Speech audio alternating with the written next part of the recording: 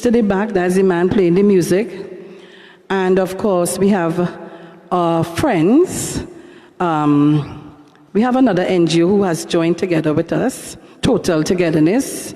We have Ian Niels and Marcus Gibbs. And we want to thank all of you for being here this afternoon and for taking the time out. And to you, SCA children, who took part in our essay competition, we want to thank you very much. Yeah? You all enjoyed it? I know the wait kind of, you want to know what you come, a little bit of excitement is good sometimes, yeah? And of course, our listening audience on 91.9 FM, we want to thank them also for tuning in.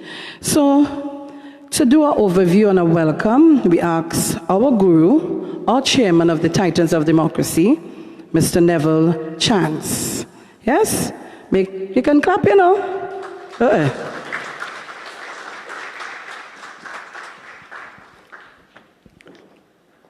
Thank you very much, Madam Chair. Good afternoon, ladies and gentlemen. Good afternoon, parents and all their children. Such a lovely sight.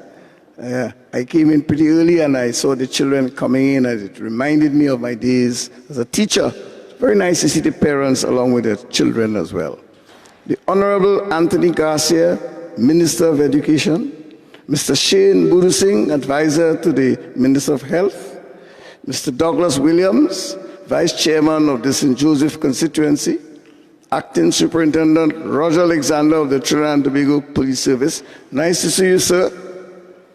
Parents of all their children, persons viewing this program on the social media platform, ladies and gentlemen. This afternoon, I have the honor on behalf of the Titans of Democracy to welcome this very special gathering to the inaugural presentation function held to celebrate those children who participated in the SEA competition 2020. First of all, it will be very remiss of me if I do not use the opportunity to extend early special Father's Day greetings to the fathers of Trinidad and Tobago, and certainly to all the fathers gathered here. Very special early Father's Day greetings. Thank you, thank you. And secondly, it will be even a greater remiss of me if I do not pay tribute to and commend the founder and president of the Titans of Democracy, Our Lady of Substance, our Miss Sharon Felix. Give her a round of applause. My lady, I thank you for establishing this well-structured, registered organization designed to assist people throughout Trinidad and Tobago.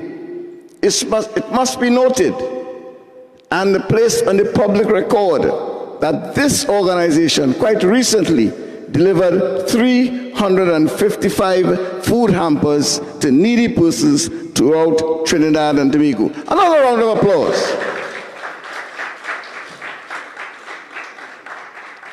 And now, ladies and gentlemen, I think it is still important to recognize, even in his absence, the Minister of Health. I'll tell you why. I'll tell you why. This Minister of Health, I understand, Mr. Terence Dialsing, has been referred to as a Superman. I wonder why. Do you know why? Because that Superman has had a very significant and important task, and that is to preserve the lives of the people of Trinidad and Tobago from a very deadly virus, COVID-19. And he did a super job. So in his absence, let us give him a round of applause. Minister, I'm sure your advisor is going to take that message to you. I want to extend to you my personal thanks for the work you and your team have done, and which, of course, you have to continue to do to protect the lives of the citizens of Trinidad and Tobago. I must also acknowledge another person, or feature address speaker, who in my considered view is another Superman, this time in the field of education. He's the Minister of Education, a gentleman who I know very well, the Minister of Education, for the contribution he has made to education and certainly to the development of my town in Arima. Give him another round of applause.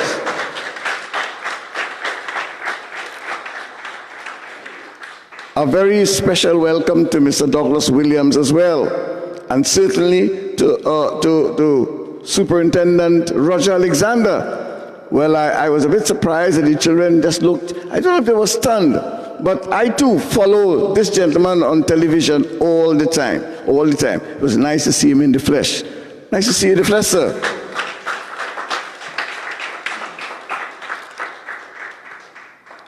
So it was such a distinguished gathering here, distinguished gathering at the head table. Now, ladies and gentlemen, let me close by giving you an insight into this very special presentation of award ceremony for the children who participated in the essay competition for the SEA. This project was born from an idea put forward by Miss Carol Riley, a very articulate caller on the 91.9 Titans of Democracy program, hosted by our chair, Ms. Sharon Felix, and Mr. Jason Thomas. Where's Mr. Jason Thomas? Oh yes, well, he's the background, but he's a power of strength on the Titans of Democracy. Thank you. Our very alert founder and president, Ms. Felix, felt that this idea should be developed further. She then put a team of Titans together, consisting of Ms. Sharon Felix, Mr. Jason Thomas, Mr. Vernon Moranci, Ms. Cheryl Ann Gordon Thomas, Ms. Jennifer Frederick, Ms. Carol Riley, Ms. Angie St. Paul Morrison, and Mr. Dylan Duke to develop and execute this project. The objective of this project was to give the children writing the SEA examination who are at home because of the COVID-19 lockdown an opportunity to practice and build their confidence for the pending examination by participating in this national essay competition. I must tell you, I was very pleased with the participation. It came from several geographic areas throughout Trinidad and Tobago. I refer to along the East-West Corridor, Tamana in the east, San Grande, Arima, Dabadi, Port of Spain, Diego Martin in the central, Barak Ponce, Aguanas, San Fernando, yes, and even Tobago. So this competition had a national scope, and I want to give all the children and all the parents a round of applause for participating so fully. Thank you again. The children were invited to write on one of the following topics. COVID-19 has changed my life. That's topic number one. Topic number two, the best and worst ways COVID-19 pandemic has affected your family. That's topic number two. And topic number three, the mystery of COVID-19 virus. I know you are all excited to know your placings, but I must tell you, the standard was very, very high. As a former teacher myself, I had the opportunity to peek in at the marks, and they were very, very close. I know you're a bit anxious, but you're going to get those results very shortly. Today is the climax of the excellent work done by the organizing committee of the Titans. I congratulate the children for their participation and for the high standard they demonstrated. I applaud the parents for the support given to the children. And I thank each and every one of you for the courtesy of your attention, and ask you all to sit back, relax, and enjoy the proceedings that will follow. I thank you most graciously.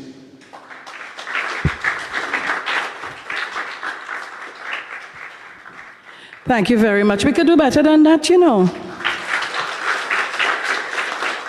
I think I make the most noise on a morning, and everybody hear me. I think I make the most noise, so we could do better than that.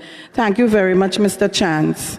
And of course, again, let me thank the team. I want to do that myself, because we are not just a radio show, talk show.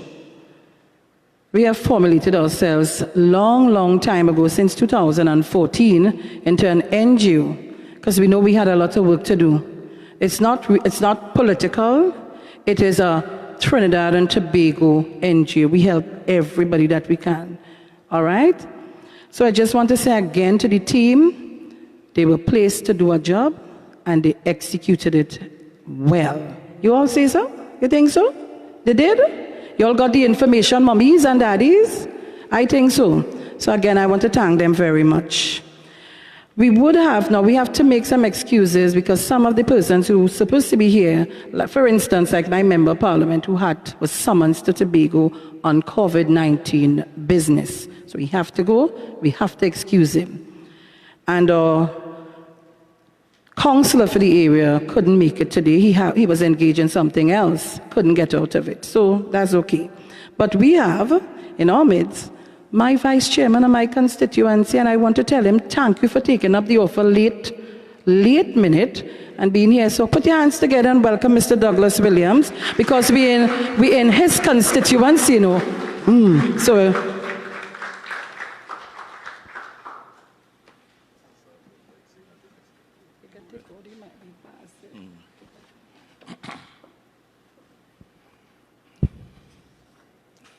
speech, but okay. Good afternoon, everyone.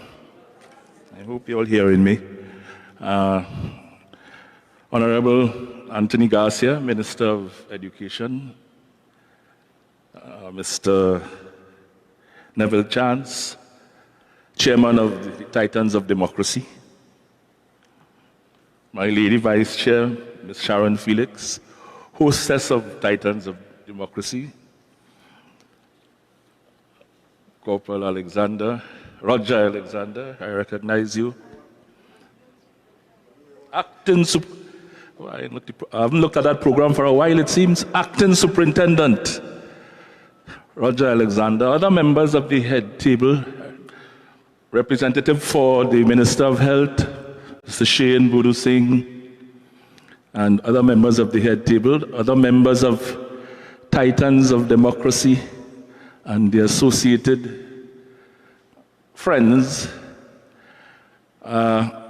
parents, ladies and gentlemen, and last but most importantly, girls and boys. My name, as you heard before, is Douglas Williams. I'm the Vice Chairman of the St. Joseph constituency of the People's National Movement. I am here this evening to bring greetings to all of you, to the Titans of Democracy, for your effort for coming up with this idea to have this essay competition and for organizing it and bringing it to fruition. I have been following the Titans of Democracy recently, well, for a while, and immediately what comes to my mind is that they had a very successful hamper food drive for the COVID-19, which went from all over Trinidad into Tobago. And there's a book drive for children when school is reopened.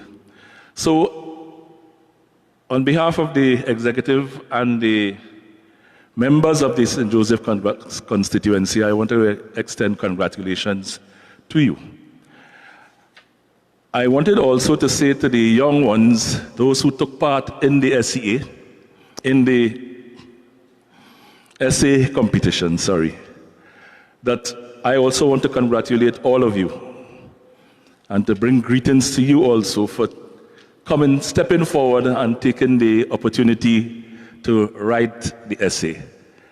I know that, as Ms. Felix said before, you all are thinking about who is going to get a prize and so on, but all of you are winners. Just by stepping forward and participating, you are all winners. And I am sure that in trying to write that essay, you would have had to seek out information. You may have had to talk to your parents or your uncles and aunts and brothers and teachers and so on. And today, all of you know more about COVID-19 than many of the others children your age. So you are all winners because you have all learned. And I want to take the opportunity as I'm here with you to urge you all to continue to look out for opportunities to improve your education. And education is not just books and essays and so on. Sports, very important. Football, cricket, running, music, singing, playing pan, football. All these things are part of your education, and all these things are what's going to make you better than the average one. So remember, in your future, think about what you can do to improve your education. Before I go, I'm sure that most of you now know that COVID-19 is a very, very serious and dangerous disease. And I know that after today, you are not going to go back and don't know about washing your hands, keeping yourselves clean, about not sneezing and coughing among people, about how to put your hands to your face when you have to do these things. And these are things that you will have learned for your life, and I would urge you to never forget it and continue to practice it. So in conclusion, Madam Lady Vice and Mr. Chairman, I want to again encourage Titans of Democracy to continue along this path, and I'm very pleased to have brought these greetings to all of you on behalf of the St. Joseph constituency. Thank you. Thank you, Mr. Williams. And we're going to break the ice. I've seen you all feeling nervous. Don't worry, you know, everybody did well. To me, everybody come first. So don't worry, you all did well. Break the ice. You could relax yourself a little bit. So we'll have Kyla Leaquite give us another rendition today. You see her age, and she playing pan. And what you think about the pan? She playing it good? Huh? She playing the pan good? Right. So we have Kyla. Put your hands together and welcome Kyla again.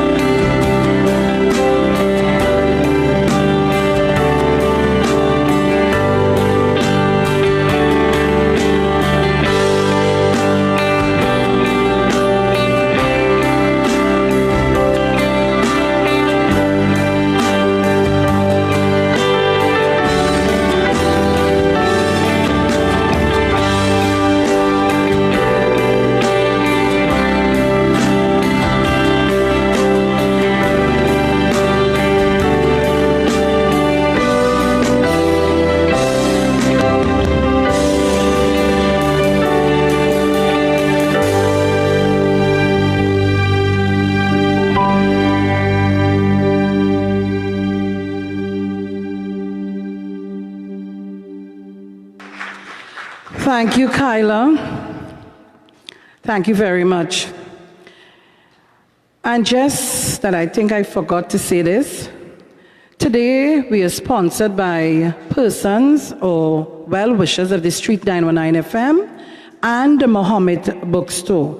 Mohammed's Bookstore is located at Gulf Link Road in La Romaine, High Street, San Fernando, West Mall, Henry Street, Port of Spain, Eastern Main Road in Tunapuna.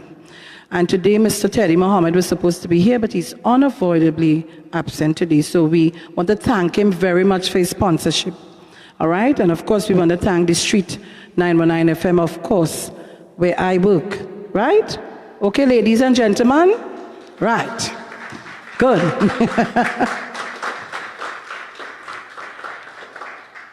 Now, I want to introduce this guest to you, right? I have so many things I want to say, but I could say one thing is my real friend, my real partner. I wouldn't say partner in crime because he will get in trouble, but it's my real partner from a long time. And he's no stranger to Titans of Democracy, no stranger. I just saw my education officer walk in. He is also one of the sponsors who would have helped us out. Thank you, Mr. Carl Regis. So going back to introducing this gentleman, you know, I teach him how to go on the TV. You all believe that? Yeah? I tell him you have to turn so, keep your face straight, keep your neck so. And you know how things does go, right? You all know that? Anyhow, and again, my talks in the back there, you know. I want to introduce a very good friend of mine, someone who I'm very proud of, Mr. Roger Alexander, Acting Superintendent of the Trinidad and Tobago Police Service. Or they could stand up and think too, you know, make him feel a little goodish.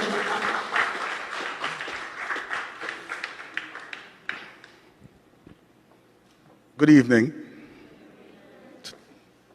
Let me adjust the head table first. The Honorable Minister of Education, Sagasia, Chairman, more than one. Also,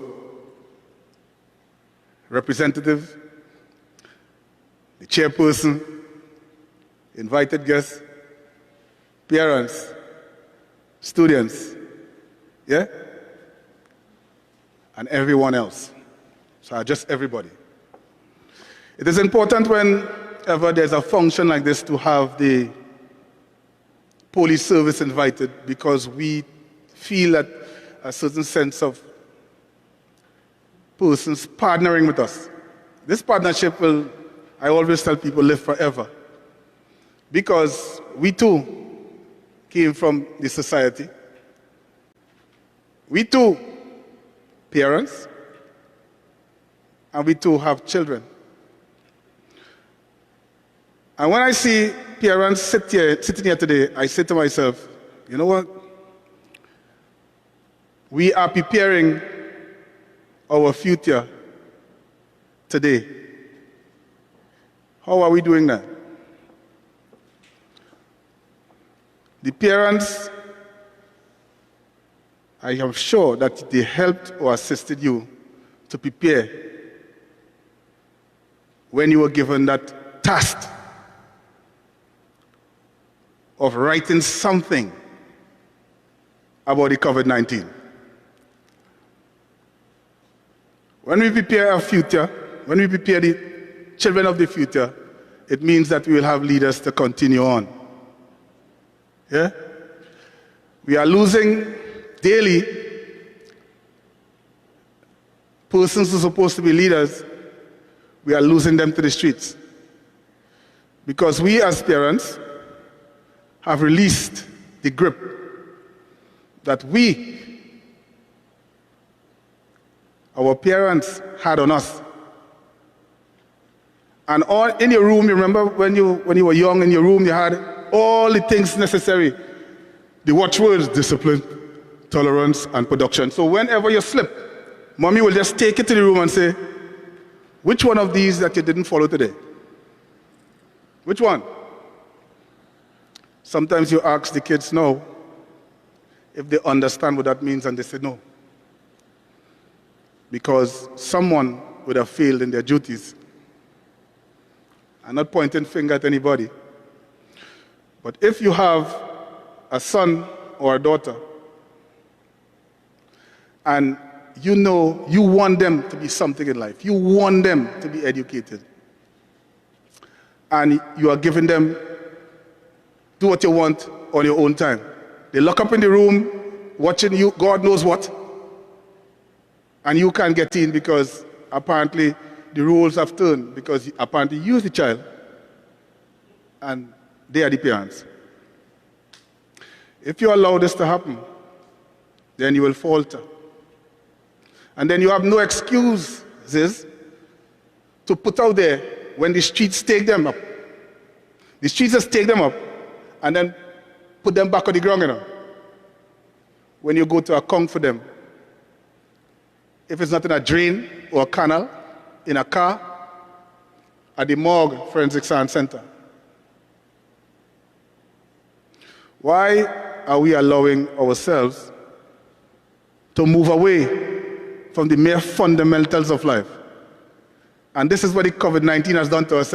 It brought back all the fundamentals of life. Get up in the morning, say a prayer, brush your mouth, wash your hands before you eat. Say thanks, thank you, mommy, thank you, daddy, when you eat, because you got something to eat. It has brought back all of these things. So for the young ones, these things that you all are going through now is not new to us. It's just that your parents probably didn't continue that process that we were taught from our parents, the fundamentals of life. When last before the COVID-19 persons used to say prayer? They remember now because everybody thought they were going to die. So they prayed morning, lunchtime, evening, everybody's saying something. Because you know why? Only when we become so afraid, then we become conscious that there's a supreme being. Because we are afraid. We don't want to die. How important it was for you kids to do that project. How important it was. You would have gotten some information from your parents. You go up on the YouTube, you go up on the Google, the internet, and you'll get information. Yes. But whatever you learn from it, make it part of your life today. That's part of your story, When you go home, write down in a little book. I tell people to learn to chronicle nearly everything. Make a note. So at the end of a certain amount of years, you could afford to write a book, at a very early age. How successful you want to be will depend on you. Guided by your parents, both mommy and daddy. Daddy might not be able to be here every single day, but because he's working. Mommy might not be able to be there at every single time because she's working. So if mommy and daddy is working hard to make sure that you go to school and learn, what is your responsibility? What is your responsibility as a young person? My own was this. If my mom going to work, I always said, one day, I am going to make my mother proud. You know why? I really didn't have a father around, but that doesn't change anything. My mother was my mother and my father at the same time. So while everybody played, I had my book. I used to learn a new word every single day and learn to spell it. You see? If we do that, if you learn a new word every single day, how much words you learn at the end of the month? Yeah? Always seize the opportunity. Learning is a never-ending process. Yeah? Remember that. I learn every day. I'm a police officer and I'm still learning the work as a police officer because things change every day. Value. How do you value yourself? What do you want to be in the next couple of years? Because I'm seeing young women, young men. What you're going to be. What are you going to do? Are you going to be part of the solution or you're going to be part of the problem? That is a question that you have to answer for yourself. Guided by your parents. Yeah? if we continue along this line, where we have our leaders sitting here and their parents behind, the future is almost definite. But if the backbench turn and face that way, and then these young people at the front doing their own thing, then we're going to be in trouble. Your parents didn't leave you. Why are you leaving them? What is more important to you? Giving them money? Giving them the everything? And at the end of the day, they are lost. You know why? Because if you start giving them money, $10,000 a month, and the jug man on the outside giving them 50, what are they going to do? Yeah? They are going to go across the road and start liming there. And he's going to tell them all sorts of things. When last any one of the persons in the back there, and I'm suffering from that still, our parents couldn't tell us that they love us. You know that, right? I don't know if the Minister of Education parents tell them they love him, because sometimes it's that kind of thing to say, I love you. You just feel it that kind of way, you know? Because you know why? Our parenting was a kind of militant something. So it was hard or difficult to say, son, I love you. We used to look like we soft and putrid, right? But at the end of the day, we understood what it was. We knew what it was. But I cannot tell you I love you every day, and you're not doing things. I'm showing you love. I'm giving you everything you want, and yet you're being disrespectful. Yeah. Your indication is that you're going to make me shame. And sometimes all you have is your family name, you know. What's your name, sir? Huh? What is your name? Kelt? Kel. You could imagine. My boy next 7, 8, 9, 10 years standing up and remembering this day and saying, you know what? I wanted to be somebody and I'm on my way. How many times have you all, what you want to be when you grow up? My boy, yeah. A scientist.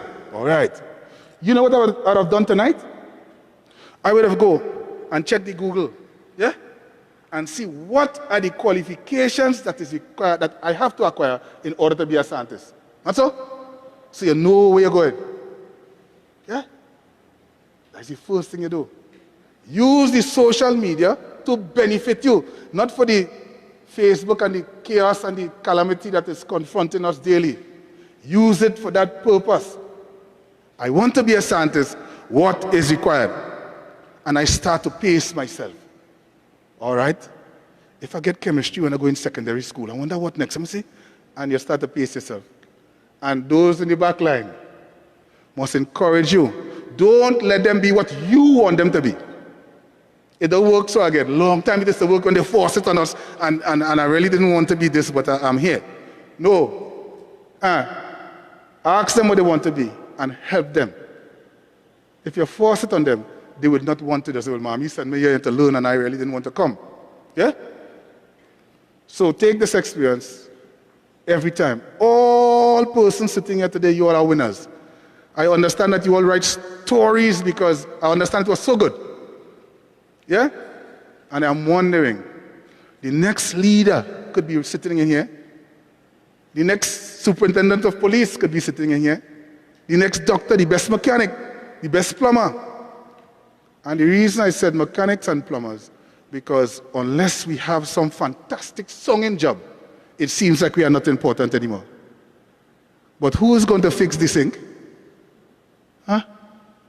Who is going to weld the burglar-proofing gate to keep the burglar from coming in? Huh?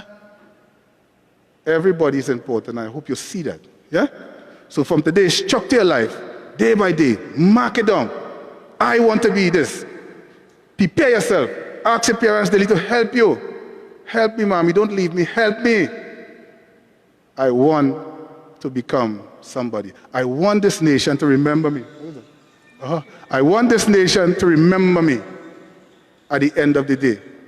And as I would say this to the Minister of Education. Whatever you do in life, always ask yourself what you want your legacy to be?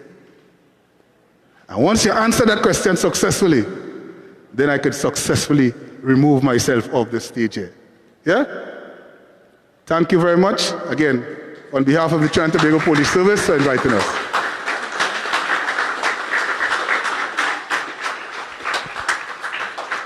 Thank you very much, Acting Superintendent, Mr. Roger Alexander. Very good. You see why that's my friend? You see why? Let me tell you something. I heard him said something just now about not having a father figure. I had both mother and father. Both of my parents are dead. My mother died last year, May, right? But growing up at your age, I never thought I would have been a talk show host. And let me tell you, today, if I were your age, the things I would have done at this age, sometimes I sit and regret I didn't do it. So I'm asking you today to take the challenge and be what you want to be, but be somebody. And don't let nobody give you no peer pressure to tell you that they want you to be what they want you to be. I'm talking about the fellas and them. You know, when you go, now remember you all are SCA students and you're going to move from one level to another.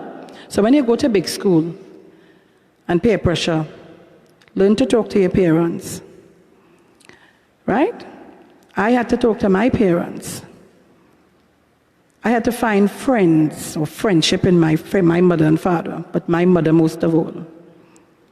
And today, I'm a radio talk show host with other hats. I wear a lot of hats. Mr. Chance can tell you, I'm a busy woman.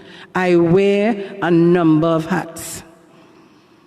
So I'm saying, if I could make it, you could? Yeah? All right. So we'll now call on Mr. Shane Budu Singh, who is the advisor to the Minister of Health, the Member of Parliament for this constituency that you are in. And before he comes to the podium and take the mic, I want to thank Caribbean Health Construction and Consultants, who would have been one of our sponsors, and also Carib Brewery, who gave us all the spalter that you will receive today. All right? So put your hands together and welcome Mr. Shane Budu Singh.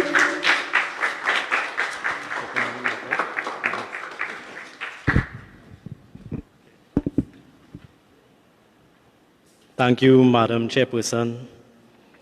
Greetings to the Honorable Anthony Garcia, Minister of Education and Member of Parliament for the constituency of Arima.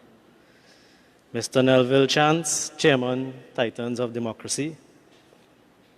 Acting Superintendent Roger Alexander. Mr. Douglas Williams, Vice Chairman of the constituency of St. Joseph of the People's National Movement. Ms. Sharon Felix, Madam Chairperson, parents, members of the Titans of Democracy, persons viewing this program on the social media platforms, ladies and gentlemen, and most importantly, you, our dear children, participants.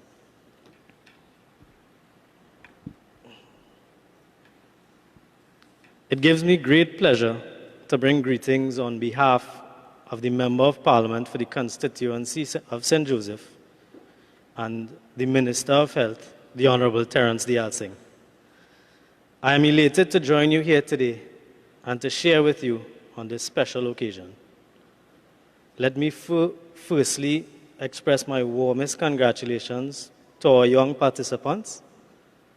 Thank you should also be given to their parents and teachers for having given the children the unfailing support and the enabling environment in which the children's potential is nurtured and developed through a wide variety of excellent learning experiences.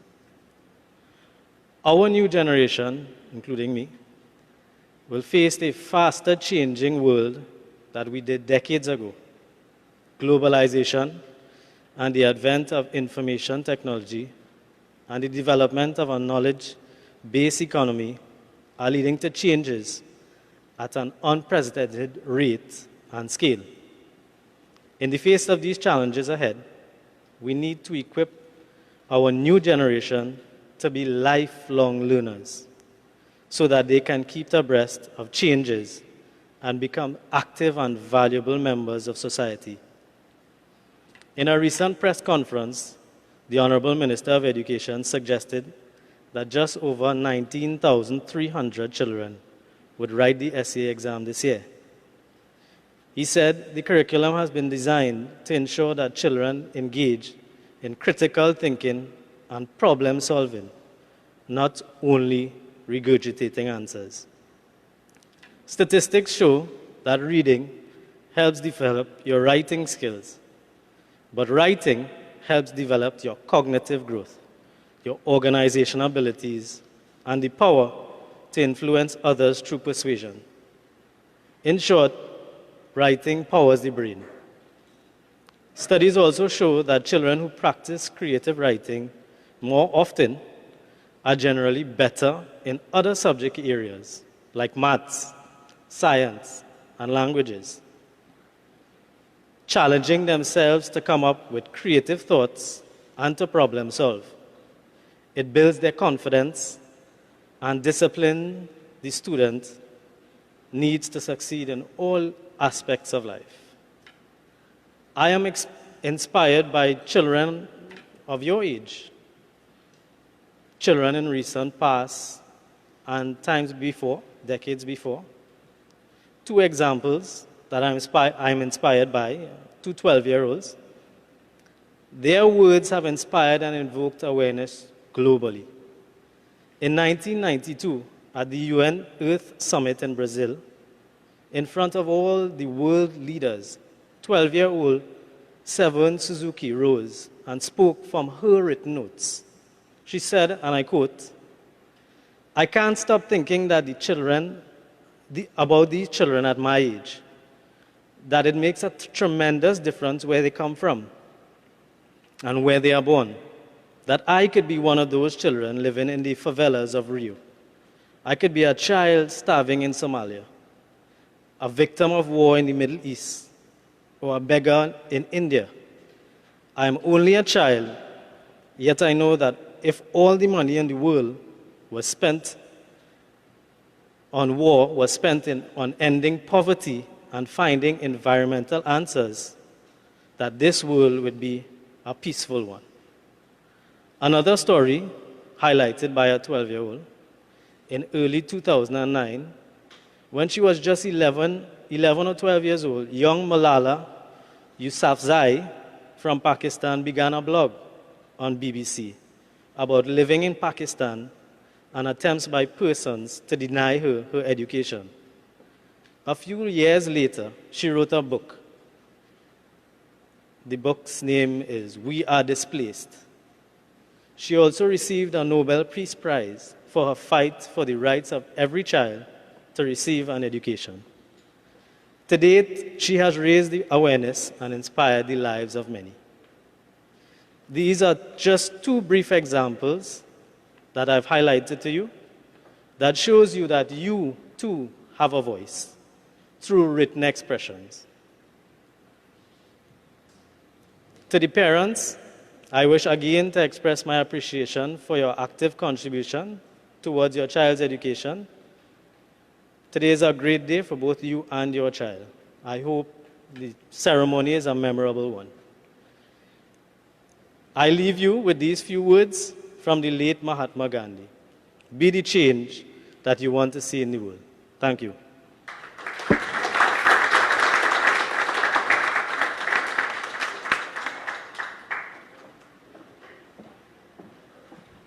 Thank you very much, Shane. I tell all you, we could do better than that, yeah? Because you know you're live on 91.9 FM. You all know you're live on radio? Huh?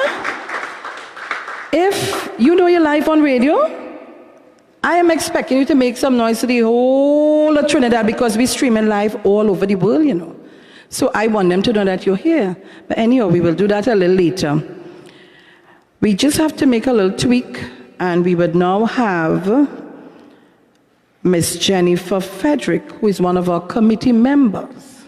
And all you, some of you all may not be listening at the time, but some of the mummies were here. I say, Jen, all right, Jenny, hold on, Jenny. You're going to see Jenny now, right? So put your hands together and welcome Miss Jennifer Fredericks. And all that, she's sassy. Woo.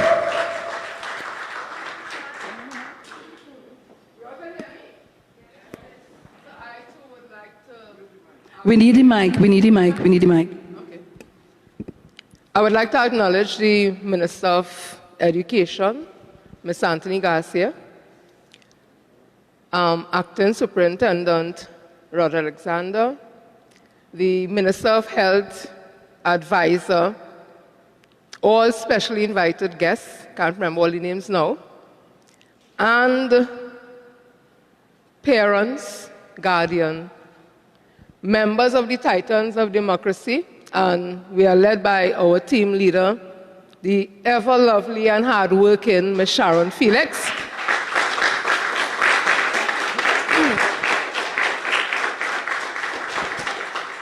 And last but not least, our participants who are here today. Yeah?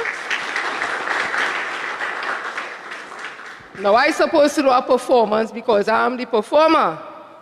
However, today, I think I will tone it down a little bit. As my daughter does say, too extra, mommy, so I will tone it down a little bit. When you all took the decision to take part in the Titans of Democracy essay competition, you made a commitment to abide by the rules and regulations. And when you did that, today is an example of the fruits of that labor. And I want you to congratulate yourself for taking part in this competition. Students, take a bow, take a clap, take an applause. You all did it, you know. It's because of you all we are here today. I want to tell you that the adjudicator, it was an independent adjudicator, somebody from Ministry of Education who would have assessed the papers and marked them. And she would have indicated to us that the quality of this essay and the standard was of a really high quality. She would have said that. And that piqued my interest. So I decided to read some of them.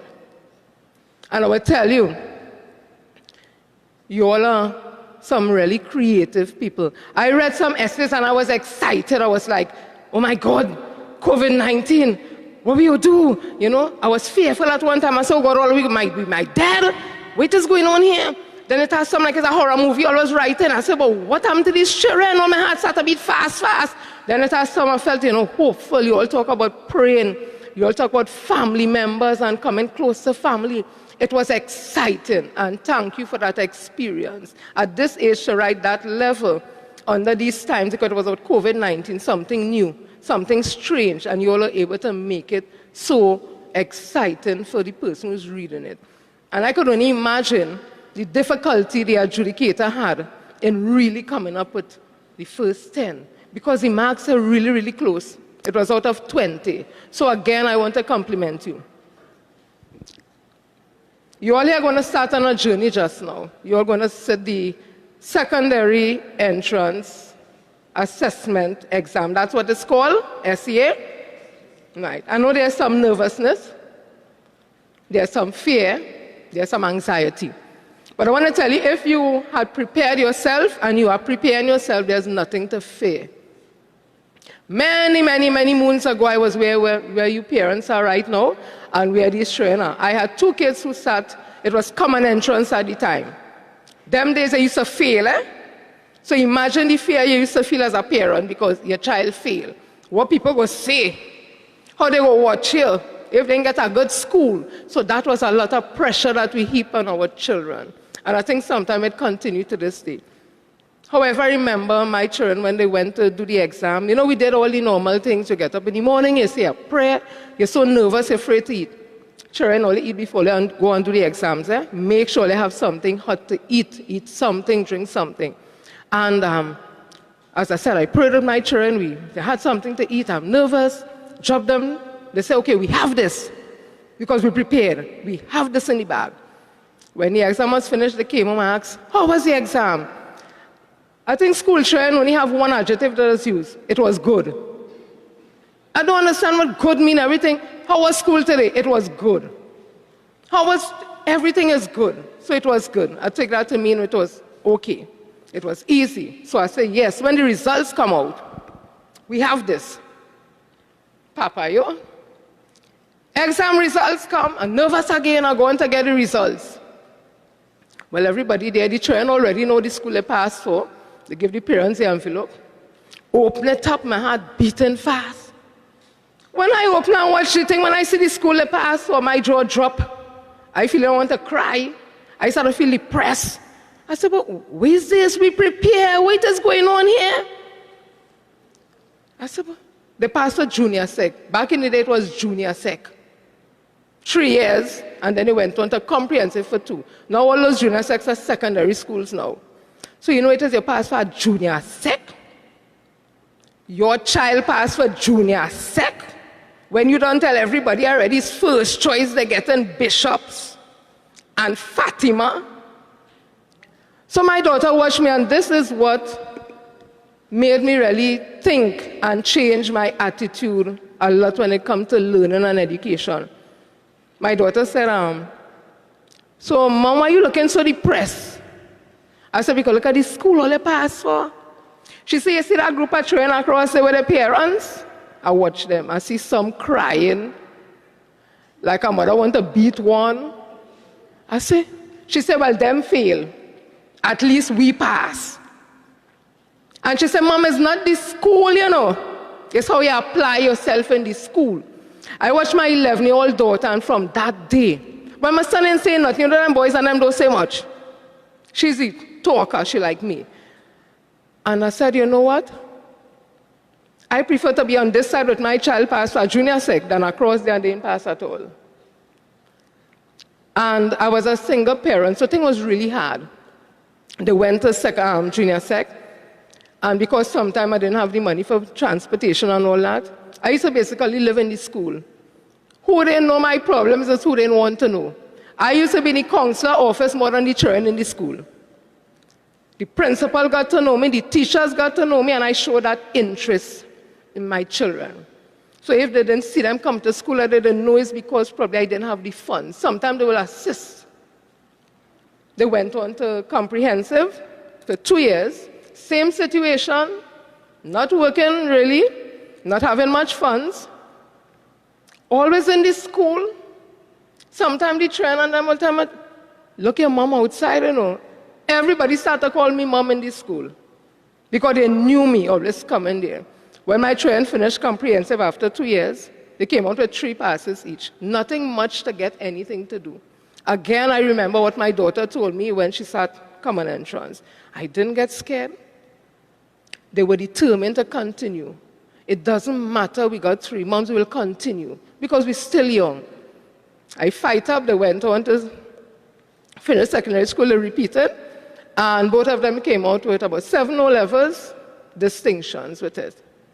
They have continued since that, right? All the struggle, the cry, the disappointment, the tears, not having money. Some days they can't go to school, sometimes they do exam, they didn't make a good mark, they went back, do it again. Determination. My daughter today has 15 years as a special education teacher. She has a bachelor's in special ed. My son is a self-published author, written 2 books, they're in bookstores, and he is a social worker practitioner. First year in UWI, he got an academic award for excellence. So I'm saying all this to say, it doesn't matter where you start, it's where you finish. And to parents, this is not your journey. This is their journey. And as Superintendent Alexander would have said, it's really not about you, you know, and it's not about what you want. You have to find out what they want, and you have to work to help them to achieve that. You children, you are the authors of your story. You hold the pen, you will get the support from your parents, you're going to get the support from your teachers, and you write your story. You could be whatever you want to be. I was in my 40s when I went back to university. I'm in my 50s now. I wasn't able to do it when I was younger because of situation, but again, I never give up. Learning is continuous. It's not the end of the world if you fail an exam. You just prepare yourself again and continue. Mummies and daddies and guardians, if they do not pass for the school of their choice, it's not the end of the world. Because it's not about you. And you cannot be saying, I wonder what the neighbor will say because she was fine, I just get on a kind of way, she will laugh at me and my child. She will laugh at you and your child if your child never come out nothing. But if you continue to encourage your children, they might fail once. Failure is a part of life, so it's like success. It's how you deal with failures and rebound from your failures, what will make you a success. So again, I'm saying to everyone here, and to parents especially, the added pressure that you're putting on your children is not necessary. Because if you didn't help them to prepare, you can't expect them to come out with some successful thing. It's not magic. It is hard work, dedication, and commitment. And the commitment you all made to do these essays, because mommy must have written it down to tell you, this is the topics, because some all in all their bed sleeping. But you made a commitment to do it. And the adjudicator said the quality of those essays were of a high standard. And that if it was an exam, every one of you would have passed that exam. So that just tells you the ability that you all have. So take what you get from here today, all the speakers would have told you, internalize it and know that you are somebody. You are a child of God. Do not allow your light to dim so that somebody else's light will shine. Right? You shine. And they say, reach for the stars or the clouds. So if you're coming back down, you could grab the stars, something to that effect. But the point I'm making is this. It is not important where you start. What is important is where you end. And you are the authors of your stories. So I want you to say it with me, because I want it to sink into your mind. It does not matter where you start. Say it louder than that. Say it with confidence. What is important is where you end. And I am the author of my story. And I am a child of God, and I will continue to shine. Thank you.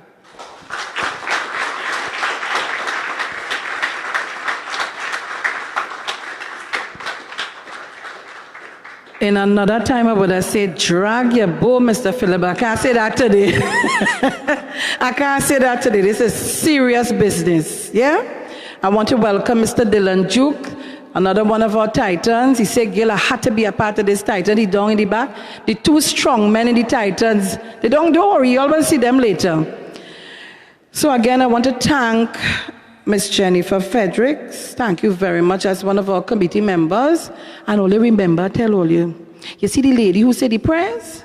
That lady down in the back there, Ms. Cheryl Gordon. Ask her how I used to cry in school and snot in my nose. I want to go to school today. Look at her. Ask her. And I want to thank God for her being alive today to see how I am shining. You all want to shine like me? Yeah? So I want to take this opportunity to introduce our featured speaker for this evening, or this afternoon. Very good friend of mine, who always listens to the Titans of Democracy. He's a call away. Every time I call him, he answers the phone, and if he don't, he returns the call. Our Minister of Education, the Honorable Mr. Anthony Garcia. Put your hands together and welcome him.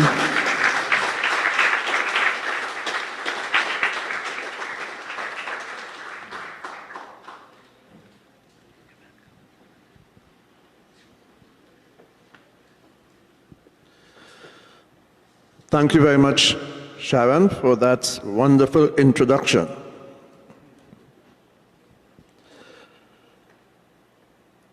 My good friend and fellow educator, Mr. Neville Chance. Mr. Chance and I go back a long, long time when both of us were involved in football. And he was the manager of a football club called Creek. And I was involved in a football club called Glensdale. And when we met, it was war. But Mr. Chance has continued to be a very good friend of mine because also he was a teacher and he retired as Director in the Ministry of Sport, and therefore I'm very happy to be with him this afternoon. Mr. Douglas Williams, Vice Chairman of the St. Joseph constituency of the People's National Movement. Mr. Vernon Moranci. Vernon and I work same place, at the Ministry of Education, and we continue to play all fours together.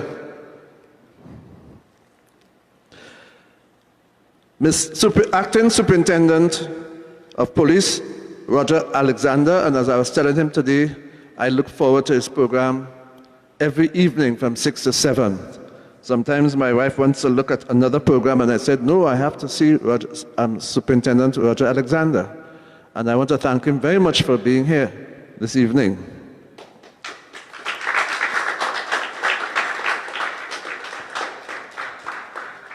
Mr. Shane Budusing, who has spoken on behalf of the Honorable Minister, as was stated, he's in Tobago.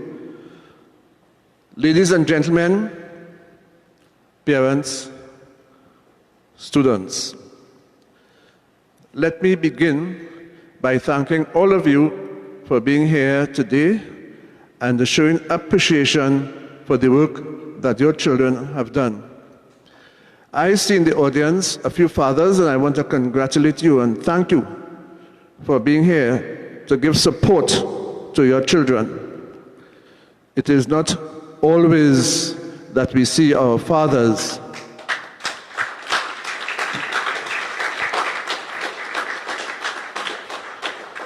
most times it is the mothers who carry that burden of assistance, that burden of encouragement, that burden, and I use the word advisedly, that burden of support. Because in bringing up children, it is really a joy.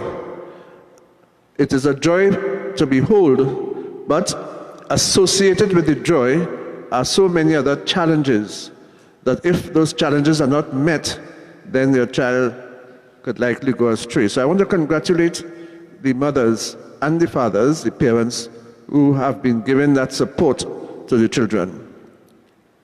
As I sat here this afternoon, listening to the presentations, my mind went back a long time ago. Two things stood before me.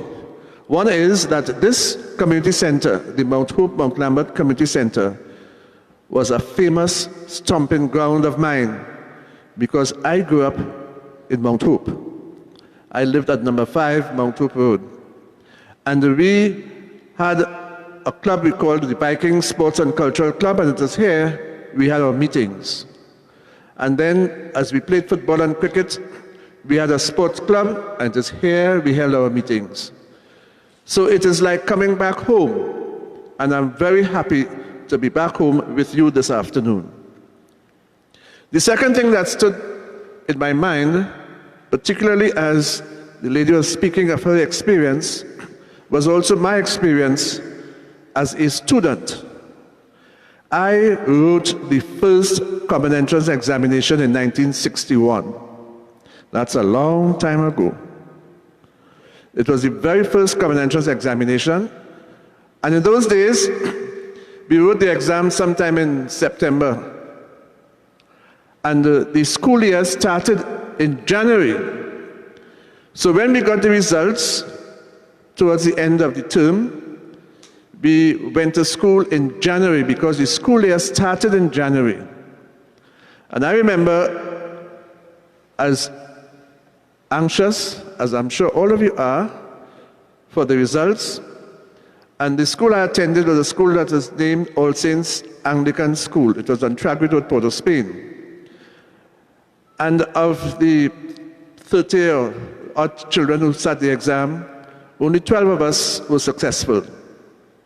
But when the principal came to the class and he announced the results, I was happy that I was successful. So it reminds me that just as you are, boys and girls, waiting on the results, when you would have sat the exam, it was the same experience that all of us as adults went through. And I'm sure all of you are going to do well. I am certain about that. But as you have been reminded over and over again, sometimes you are not able to be placed in the school that you wanted. And I have a confession to make, and the last time I said that, I came into some blows. I did not pass for my first choice. My first choice was Queen's Royal College. As I said, I lived in Mount Hope, and I went to school in Port of Spain. But at that time, it was before independence, the Ministry of Education and the government of the day wanted to embark on what is called zoning, and they wanted to place persons as close as possible to their homes. And I was sent to Hillview College. And the 7 years I spent at Hillview College, I never regretted them. Those were some of the best years of my life.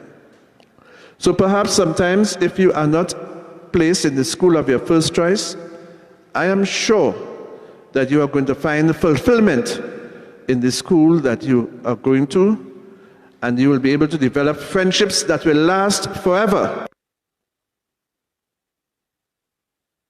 You are anxious. You are very anxious. I want to assure you that the Ministry of Education has done everything to make life as comfortable as possible for you. One of the first things I want to tell you is, in spite of what you might be reading or hearing, the exam will be written on Thursday, the 20th of August this year.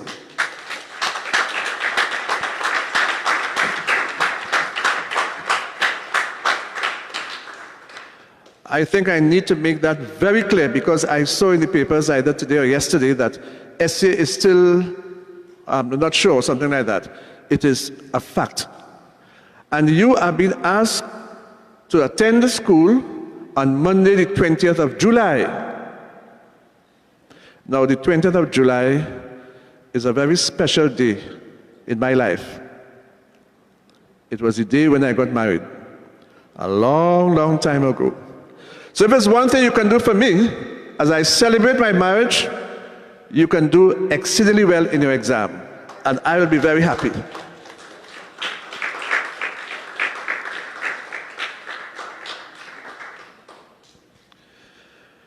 I want to thank the organizers, titans of democracy, for ensuring that they assist the Ministry of Education and by extension the government of this country in taking care of our children.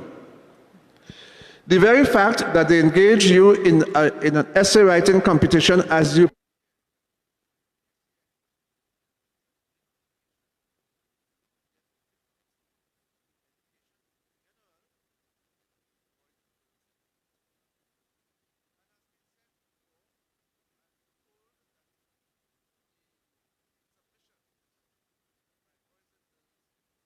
an exceedingly high standard, that made it very difficult for the judges to decide who will come first, second, third, or fourth, or fifth. But remember, even if you did not come first, or second, or third, the fact that you participated is important. One of the things that I learned as a child is participation is more important than the prize. And the fact that you have participated is very important, because in participation, or in participating in this competition, I am sure you have learned a tremendous number of things. First of all, you have learned a lot about this epidemic, this COVID-19.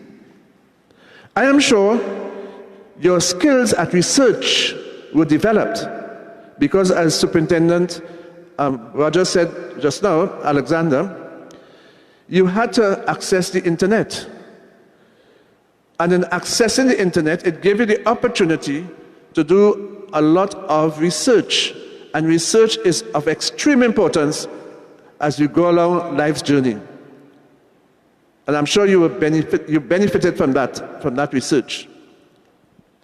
And I'm sure one of the things that you learned was the value of independent study. Because you were not in a classroom where your teachers were there. Of course, your parents were home and your parents were there to assist you. But a large amount of work that you had to do had to be done independently. And that also was a hallmark of your existence. And therefore, what you have achieved is no mean or small feat. You have achieved a lot. You have done exceedingly well, exceptionally well. The restrictions that have been imposed on us because of this epidemic, where we can't go to school, we can't meet our friends, we can't go to the parks, we can't go here, there, or anywhere we would like to go, these restrictions really added to some of the anxieties that you might be experiencing. But I want to assure you, at the level of the Ministry of Education, we will be doing everything possible to ensure your comfort. In the Ministry of Education, we have two important departments. The Student Support Services Department, and that department is staffed by trained psychologists and other persons who can help you. And therefore, if you have any problems at all, the 4 weeks that you'll be in school from the 20th of July, you can reach out, or they will be visiting your schools to supply any assistance that you might need. And we also have social workers who will be visiting your homes, meeting with your parents to ensure that everything is okay. And those are some of the officers that we have at the Student Support Services Division.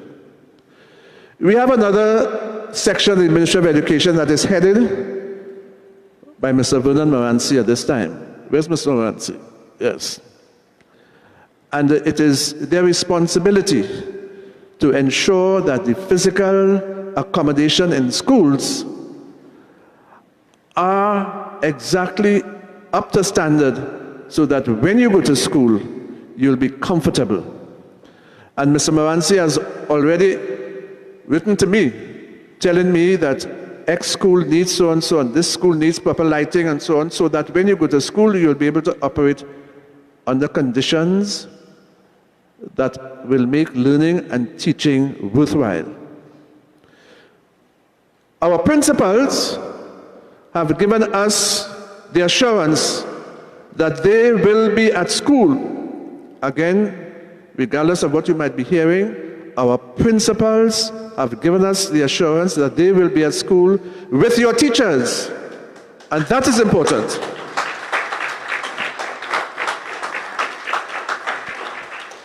Your teachers will be there to guide you along. You know, I always say that there is an emotional bond that exists between a teacher and his or her students.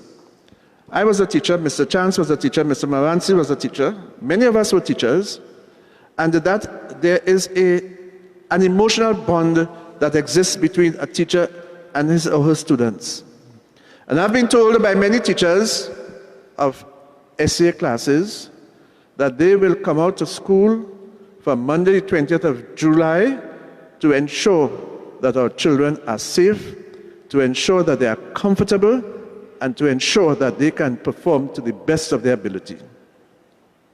And all of these things that I'm saying this evening is to make you even more comfortable. But we must not forget the part that has been played by the titans of democracy. Because while we do what we have to do at the level of the Ministry of Education, we have stakeholders, and the titans of democracy is a valued stakeholder who are doing things to support our children. Because we in education cannot do it alone. We need the active support of all our stakeholders. So the Titans of Democracy is a valued stakeholder who has been doing human service in ensuring that your skills are honed and sharpened so that you can perform to the best of your ability. And your parents also are very valuable stakeholder because they are ensuring that the interests of the students will always be met. And I want to congratulate you for that.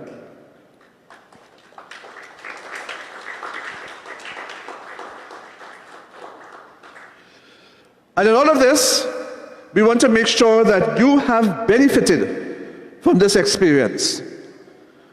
And one of the areas that you have benefited in is simply that you also can play your part at ensuring that this disease, as it's called COVID-19, does not spread.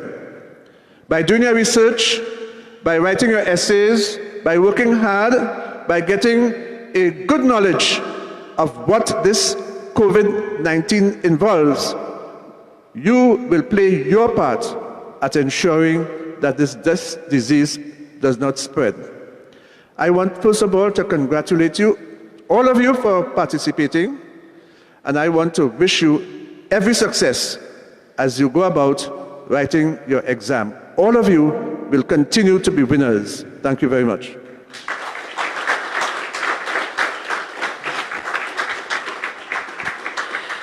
Thank you very much, Minister Garcia. You all ready for your presentation of your prizes? You want to know what you do? You sure? No, you ain't all there. You all ready? You sure? Who you think come first? Well, I thought I was going to hear that. Mommies, remember, we were saying you can take your picture downstairs, but the photographer said you will get your picture on stage, and after you will speak with him and pay him his $20, real cheap. Right? Good. So, y'all sure you're ready to find out how good, but everybody did well, eh? I'm proud of you, but you sure you're ready? How sure you're ready? Let me hear. How you feel you did? How you feel you did? You real quiet boy. How you feel you did? You did great.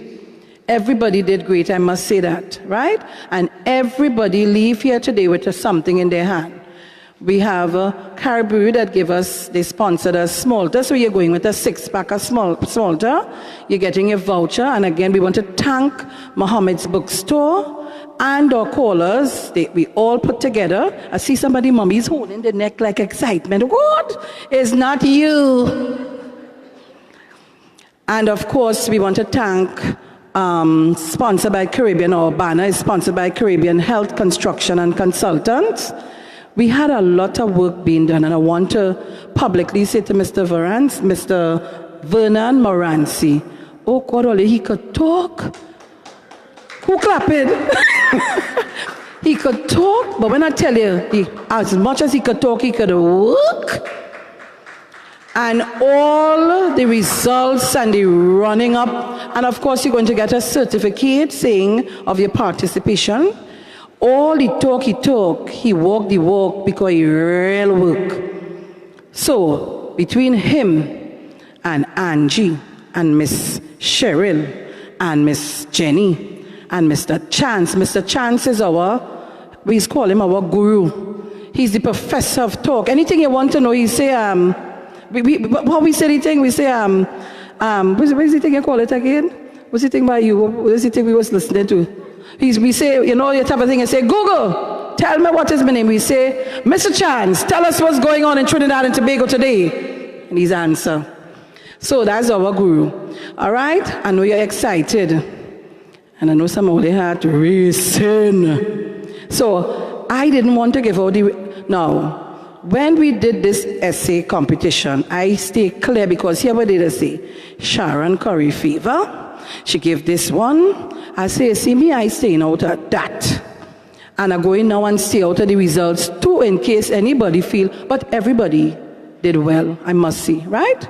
So we're going to pass on to Mr. Vernon Morancy to give you the results. Ole surely want to hear?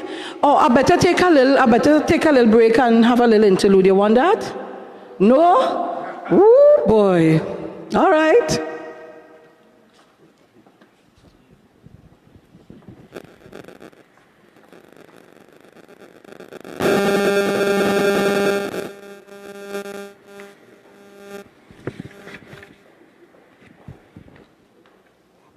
Good afternoon, everyone.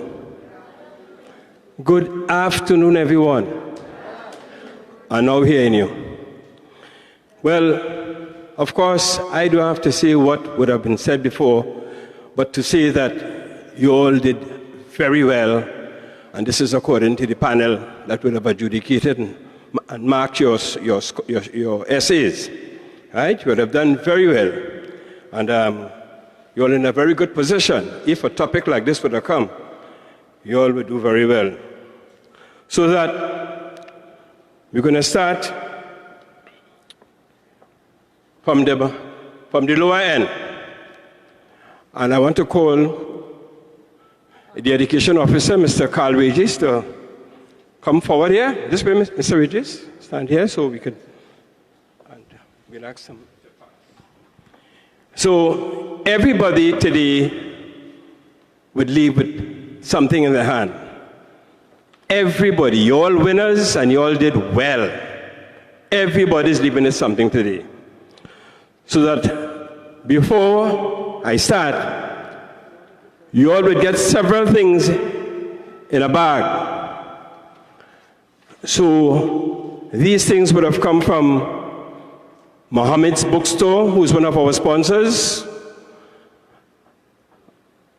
We would have your certificates. Everybody leaves with a certificate. And you would have had some other packages which you'll get. I don't know if you have a car to carry, but you all will travel heavy. So I'll call these names and I want them to come up. Shakiri Hall, Damika McKee, Jahira Rez,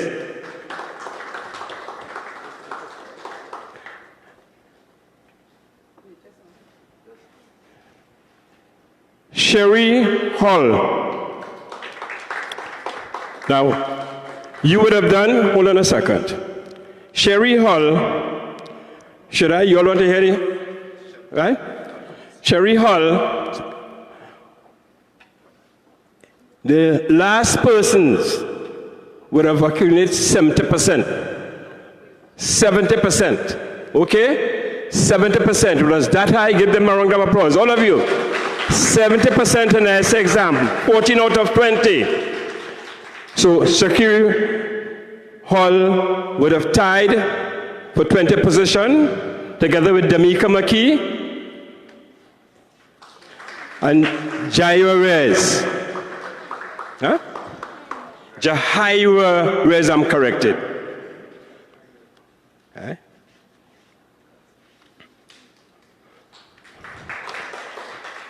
Congratulations. All tied at 20 and 70%. 14 out of 20. They passed the essay. Thank you. Right? Thank you. Yes? Thank you. You all can, yes. So I'm calling on Jeremiah Francois, Kersasaya Marson, Jalila Bess. 15 out of 20. Remember, the minister said they were being very close. 15 out of 20, that's 75%. Yes? Kersaya Marson. Kersaya Marson. Yes? Go ahead.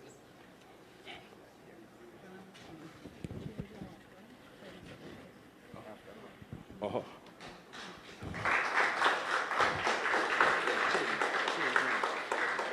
Okay. Thank you, Mr. Regis. Thank you.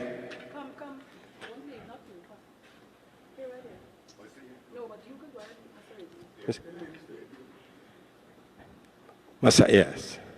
Yes? Okay.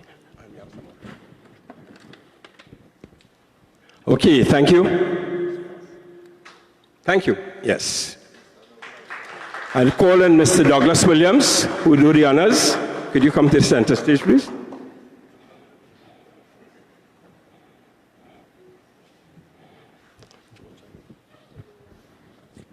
So I'll call these names. Jalila Bess would have been 75%. And these last 6 persons would have got certificate of participation. You recall that we said we would give the first 10, our prizes was to the first 10, right? But here what happened?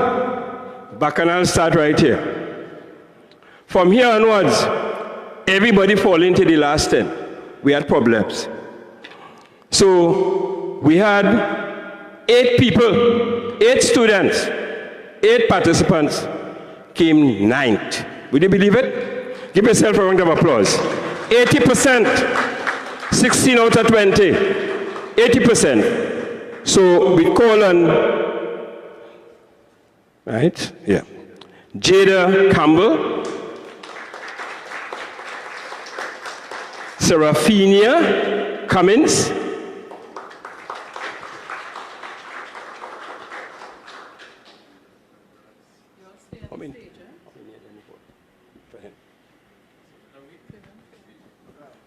stay right there. Stay there. Serafina Cummins. You are? Huh? Serafina. You have an E? It's in N-I-E. Okay. Okay, Serafina. Okay. Good. Serafina Cummins. Rahim Miguel Predum.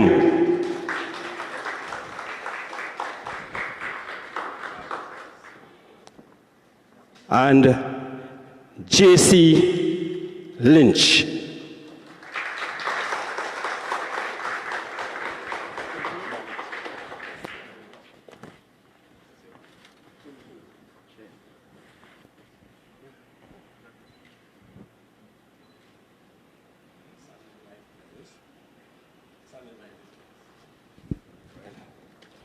This is J.C. Lynch. Go ahead.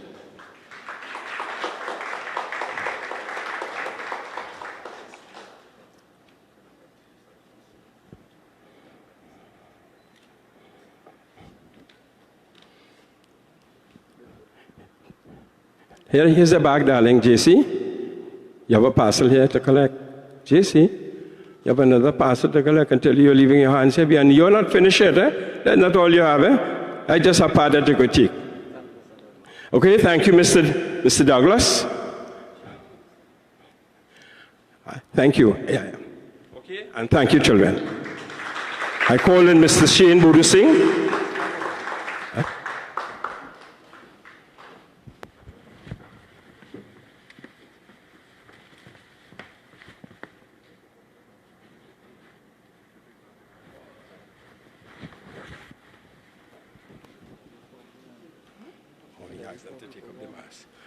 And all the succeeding students that would come here, it's unfortunate. When you're taking a picture, we'd like you to take off your mask, just to hang the mask, because we wouldn't know exactly who you are. My apology. I've been been advised, and that's a fact. Okay, so you all will take your mask. As I call Andrea Amari Horton.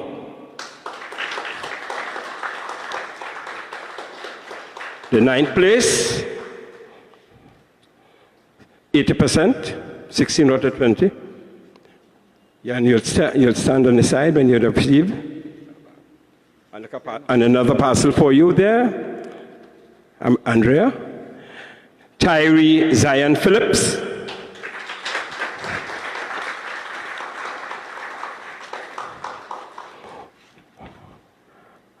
And Just John. Come up at the same time. Just John. What? This is Just John? Is this Just John? You are? Nice, man. Give him a round of applause. And I'm sure, Just John, I am sure Just John is registered for SEA 2020. That was checked. Just John.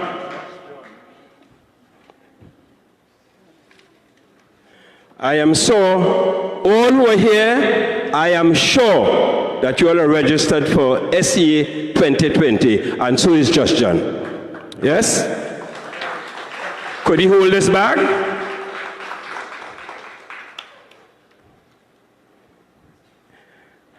And that's the end of 8th place, of 9th place, right?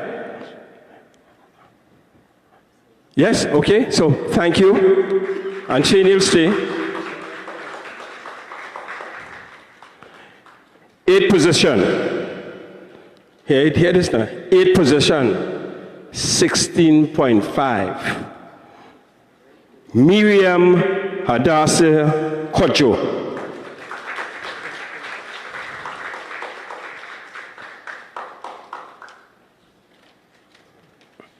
And remember, when you reach up, you'll take your mask so you can get the shot.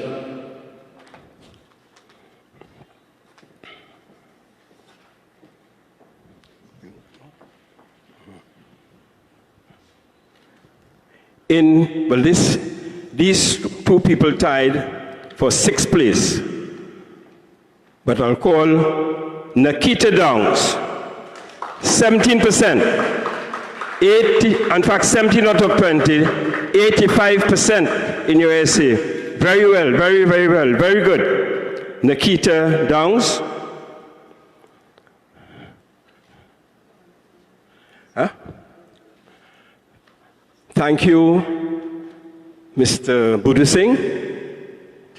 You all get the picture? Thank you. And thank you, students.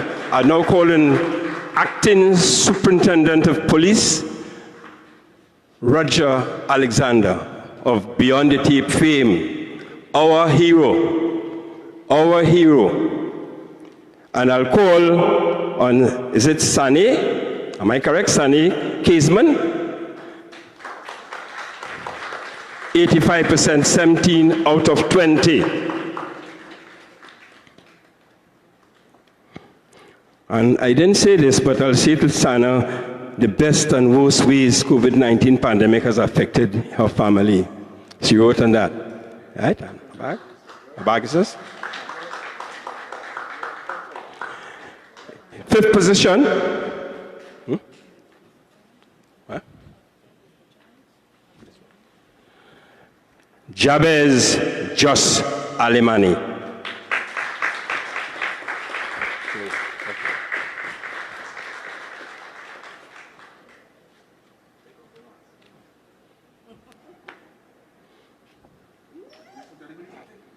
Touch it with, that's communication, that's a COVID relationship, a COVID touch, okay? 17.5%, did I say that? That's Jabez, 17.5, 17.5 out of 20.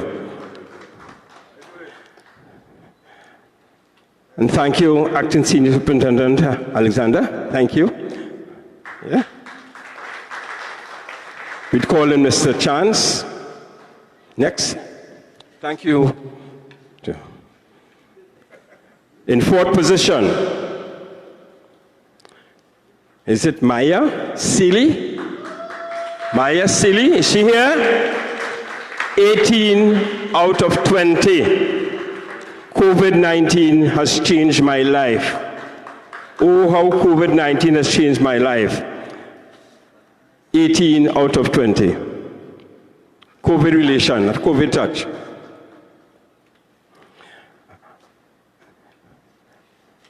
In 3rd position, the mystery of the COVID-19 virus, Emmanuel Kell, 19 out of 20. Emmanuel Kell, 19 out of 20, and Mr. Emmanuel comes from Barrackpore. Yeah, Barrackpore. Mr. Emmanuel has come from Barrackpore. Yes. And thank you, Mr. Chance. Oh, sorry. I'd call on our Minister of Education, Honorable Anthony Garcia, who will do that. And that's not all the bags you all have. You all have something else to collect. In second position, from Chaguanas, essay, the best and worst ways COVID-19 pandemic has affected your life. Josiah McKitney, 19.5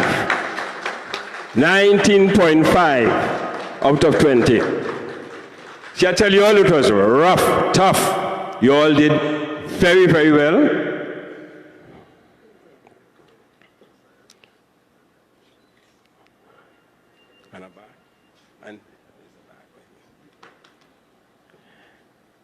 And you wouldn't believe it.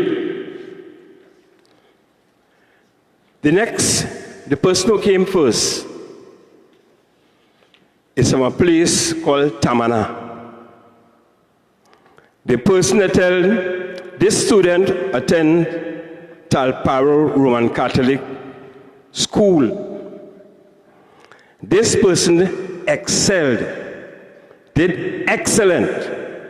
Excellent. When I looked at the rubric that the adjudicate put, the rubrics are all in 5, 4 sections of 5, right? It contains language use, words, and this person got 5, 5, 5, 5, with 20 points. The winner of the Titans of Democracy SCA 2020 competition, Isabella Jordan Lopez.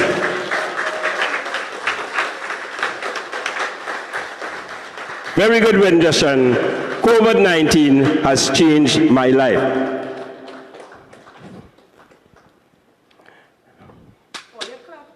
Yes? Give it up for Isabella Jordan Lopez. COVID-19 has changed my life. She attends Talparo Roman Catholic School, and she hails from Tamana. Isabella Jordan Lopez. Congratulations. You did excellent. You were excellent. Your parents should be very, very proud of you. We hope you keep it up so that you're on your way. Thank you, Mr. Garcia. I have one person I didn't call. Remember that our essay competition, let's let you know, this was Tamana. We had Chaguanas, we had Barakpo, Las Lomas, as Mr. Chance would have indicated, South Urupuch, Mount Hope, Dabadi, Arima, Tobago, Chaguanas, again, Santa Cruz, Sangre Grande, Crep, St. Babs, Belmont, Aranguez, Arima, Tunapuna. So I omitted to call one person, and they couldn't be here today because the last flight back to Tobago was at 4 o'clock. And this parent has a baby and didn't have anybody to look after if they were to overnight, because we thought that we would have given some care for her to overnight, which was organized by our president, Sharon Felix. However, the parent was still unable to come and couldn't have gone tomorrow. That young man came, he was in the category of 9th place as well.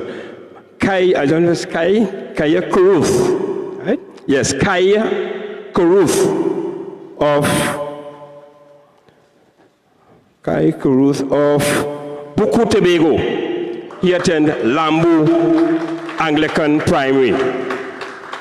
His say COVID-19 has changed my life. So he was the last of the 9th place.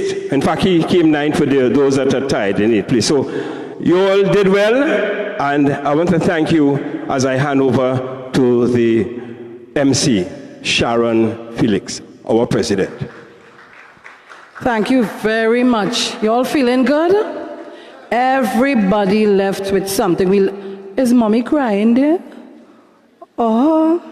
I want to know if you're so excited. All right, so we have one of our guest who's here with us. Ran a little late, but he's here. He said, I had to come as children, and I like that. Now, let me just say the first prize is a $2,000 voucher from Muhammad's Bookstore. The second prize is $1,500 from Muhammad's Bookstore. The third prize is $1,000 from Muhammad's Bookstore. From fourth place to 10th place, well, we had so many nights and so on, they are getting a $500 voucher. And the children from 10 to, right, they got $250 voucher. It gives you an opportunity to go, and when you go, say Sharon Felix send you to Uncle Teddy's Muhammad. I just call him Uncle Teddy. Tell you go, and you buy your books, and you continue, and you will get the best prices. All right? Yeah? So I want to bring, and of course in your bag have SCA past papers. That's for you to go home and look at. Practice from today, yeah? You get all of that is courtesy Muhammad's Bookstore. All right, so let's make some noise for Uncle Teddy Muhammad of Muhammad's Bookstore. Right? So I'm going to ask, and all you know who here? If all you know who here, you know a fella called Turner? You all know a gentleman called Turner who sing? You know him? Well, he's here and he wants to talk to you a little bit before he hits you a little tune. So put your hands together and welcome him. Trevor Turner.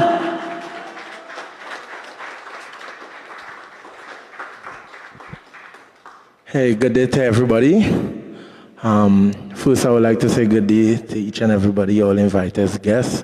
And all the youths and them, congratulations to you all. Everybody did well to me. Everybody is equal to everybody. Remember that. Everybody is equal to everybody. So, big yourself, today is your day. What I'm here to do is to let you know to always dream big. Because at a time I was your age, and I had a dream also. I had a dream to become an artist, a singer, a calypsonian, a soca artist, a rapper, etc. I had a dream, and where I came from, some people say the dream mightn't be possible because I grew up in Laventille, Zimbabwe. So they say, turn on how you going to be an artist, boy, why you don't go into trade and all these things, but I feel like God did done already call me. You know, so I said to myself, let me continue with my singing and work on my English and work on things around being an artist now, more reading, you know. And I said to myself, boy, I wonder if I will ever make it out here. So I end up leaving Laventille when my father did died, which my father died from HIV/AIDS, just to let you know. And I say, well, boy, I have nobody now, because I lost somebody important, a father figure. My mother wasn't too healthy here in her mind, but that's my only parents and I love her to death. So I say, boy, what to do? God ended up pulling me from Laventille because you don't know the environment. Young fellas like me could get influenced by gangsters, gunmen, you name it, all kind of sorts of scene around the area. But Judge say, hey, I go take you and pull you here. So he pulled me out of Laventille. I still dreaming of being a singer all the time, eh? He pulled me out of Laventille. I reached Sour Laventille at a time. I say, wow, look where I am. Then after Sour Laventille, I was into Mover. My mother take me and put me into the orphanage. What is called an orphanage, the orphans call it a home, a shelter, right? So I was in St. Dominic's home. At St. Dominic's home, I was like angry because no ordinary child like me and you who living outside go want to go in any institute now. So I said to myself, wait, I get the security, the officers trouble. I started getting bad and brutal because I was angry knowing that I leaving people who I know to go somewhere were kind of locked up and, you know. So I say, let me make the best out of it. Although I gave all the staffs trouble, it wasn't a good thing. But it's just a start of, you know, through rough waters, you could come out on some nice slopes, right? So while in the home, people was like pushing you, like all your teachers here pushing you all, and staffs and teacher, everybody pushing you all. It had a lot of people like that in the home. They call them staffs. And they was pushing me. They was like, hey, you could sing, you could write, poetry is your thing, go for it. Although it had maintenance and trade and everything there, they say go out where you love. So I sing calypso. I write my first calypso. Its name is Can't Do That. Right? All you want to hear a piece of it? If all you want to hear a piece, I give all you a piece. That's my first calypso. I write it with my teacher, Mr. Prescott. I was in St. Martin RC in Belmont Orphanage. And the song goes like this. They tell me to write a calypso, but I can't write. They tell me to sing a calypso, but I can't sing. They tell me to dance a calypso, dance, dance.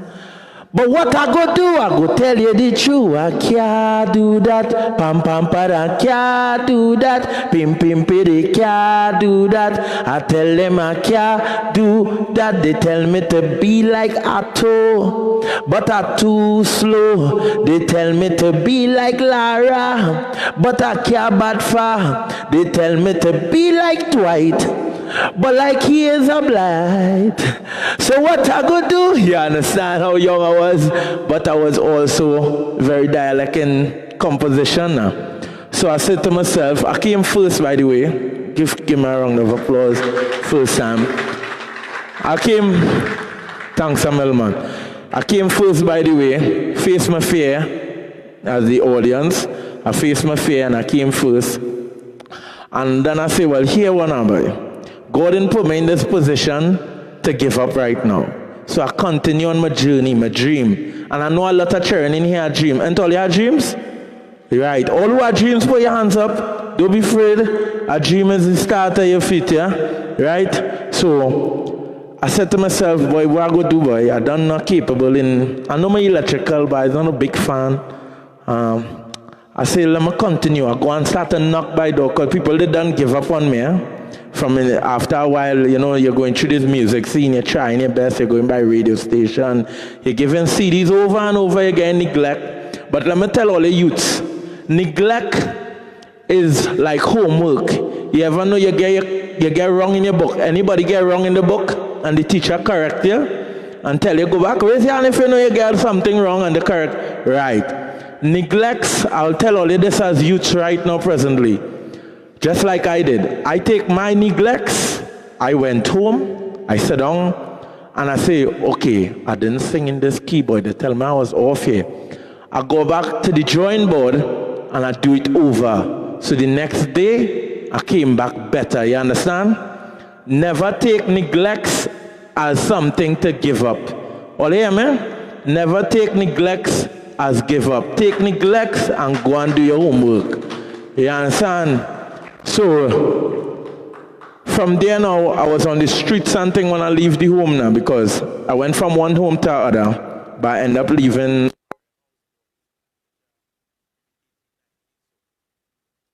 I was back to square one because my mother not too straight here. I love she still, but I understand she already. So, I could overcome that as a young man. So, I say, here we are. Let me go and start to knock at. All right, Trinidad and Tobago. So this is where we got to end off our live broadcast for today. All right, of Titans of Democracy Prize giving distribution function. All right, so I'm going to take you back to studio. All right, it was a pleasure having you.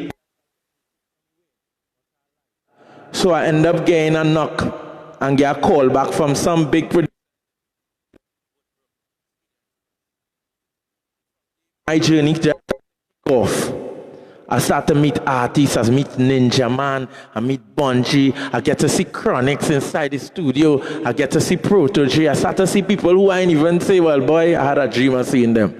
But without giving up, I get to see them. Remember, all I can say this, without giving up, I could get to be anywhere in the world. All I can say that for me, without giving up, I could be anywhere in the world. All I can say that, 1, 2, 3, let me say it together. Without giving up, I could be anywhere in the world or anything I want to be. So I say, boy, boom, I take in the opportunity here. Next thing you know, I get fed up trying to work with them fellas, so I move on. Some people call me, I get a buzz, I do a little viral video on the streets, which if all you don't know, I was living on the streets. At a certain time, a little 2 years or 3 years, I was on the streets. But that didn't push me down. I washed my car, still hustle, right? And I still went to the studio, what I love to do, music. And boom, I get my first break. People start to see me from the viral video. It gone all over the place, New York, England, everywhere. So people start to call me, but I say, boy, go foreign, boy. I don't know everybody in foreign. All of this seems so nice and money and etc. I say, I go stay home and do the soca. And I go take somebody from right here now and help them, producer, whoever, from we own local.